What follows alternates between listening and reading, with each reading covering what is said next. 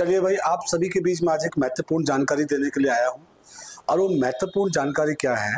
भारत सरकार का एक नया फैसला आ गया है यूपीआई के लिए, या कहूं मैं तो बैंकों के लिए। भारत सरकार यानी कि भारत सरकार का एक विभाग है, और विभाग है एनपीसीआई।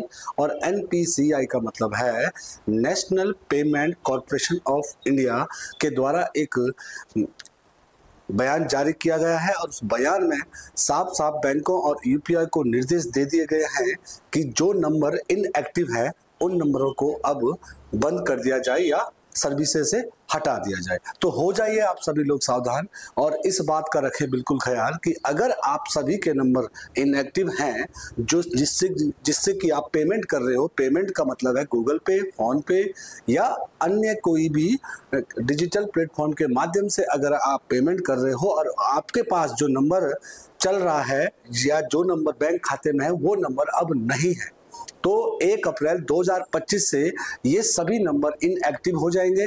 यानी कि कहूँ तो मैं इस नंबर को यूपीआई से और बैंकों से बाहर कर दिया जाएगा, और आप यूपीआई के माध्यम से लेन देन करने के लिए आपको काफ़ी दिक्कतें का सामना करना पड़ेगा। तो इन दिक्कतों से बचने के लिए आप आज ही अपने नंबर को चेक कर लें कि जो आपका नंबर है वो इनएक्टिव है या नहीं।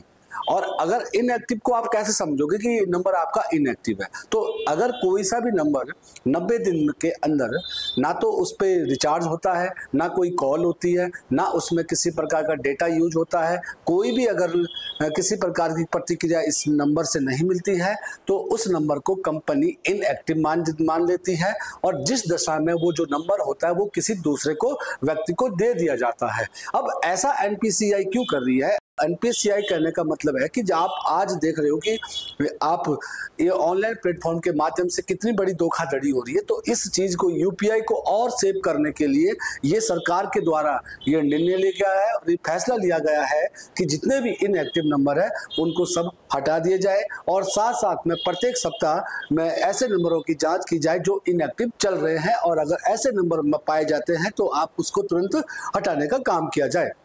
तो जितनों के पास भी, आप सभी के जितनों के पास भी अगर ऐसी कोई समस्या है तो आप अभी जाएं बैंक में, पता करें कि जो आपका नंबर है वो इनएक्टिव है या नहीं, और कौन सा वो नंबर है। जो उपभोक्ता एक से अधिक नंबरों का प्रयोग करता है वो जाके चेक करे कि मेरा नंबर कौन सा है और वो नंबर अभी वर्तमान में चालू है या नहीं।